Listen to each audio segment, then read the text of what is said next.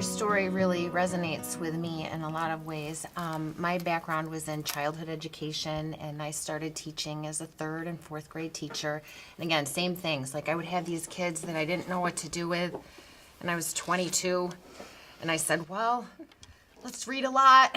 We'll read an extra lot. What are you interested in? Let me find books on this. Yeah, like book sets. I'm gonna build your prior knowledge. I'm gonna do all I can.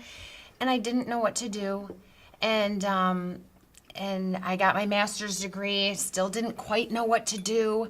And then a few years later, I had children and sort of dabbled in higher ed a little bit. I started becoming one of those adjunct professors that still didn't really know what to do. And here I'm in teacher prep and using the same strategies that I was using to teach my 3rd and 4th graders. And then I had a daughter who couldn't read. And she, like I said, I was an educator. I started reading to her, before she could walk, before she could talk, before she could sleep through the night. Every minute, reading, books. And, she made it through kindergarten. How come our friends are reading and she's not, not even able to sound out simple, like consonant, vowel, consonant words like sat and pat? No, not even close. And her teacher, oh, she'll get it. You read to her at home, it'll be fine. And she struggled through 1st grade. In 2nd grade, she had so much anxiety. She was like in her bed at night with her flashlight, trying to get ahead on all her papers so that she didn't have to do them at school. Super anxious, couldn't sleep anymore. And then, still reading with her, trying to help her, asking the school, can you test her? What's going on? Oh, she's fine. She's a hard worker. She works so hard. And of course you want to hear that your kid is working hard, but not if they're not making gains. And I was actually, like I said, I was an adjunct professor, and then I moved into a more permanent position. And one of my colleagues was one of the founders of the Reading League, and we were sitting at a faculty meeting passing notes, don't tell, and we were right, I'm like, my daughter can't read, can you help? And she looks over at me and she's like, let's talk after.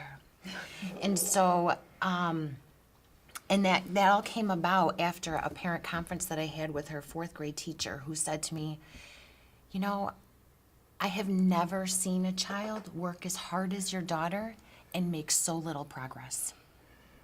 And so, I'm just like, what does that mean?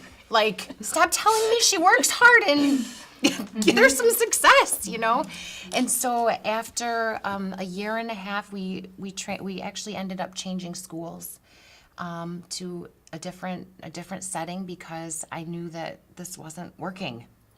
And my colleague who started the Reading League started tutoring with my daughter, and within a year, she had progressed almost 3 grade levels.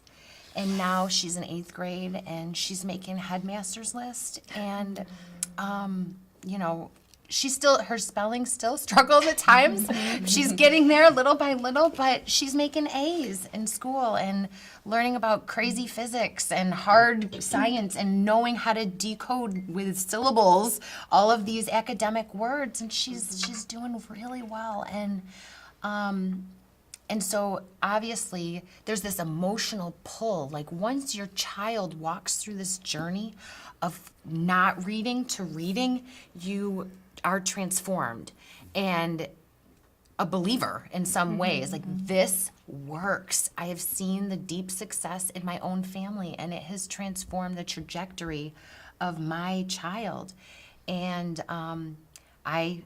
like Heidi said, I'm like, okay, I'm going to get my PhD. I'm starting to, and working hard on this. And so my journey really has been motivated through, love of my kids and seeing their success, and also that knowledge as a teacher, like, what am I doing? I have to know for my students who are going to be teachers. I have to know how to help them so that when they get a child like my daughter, they will know what to do.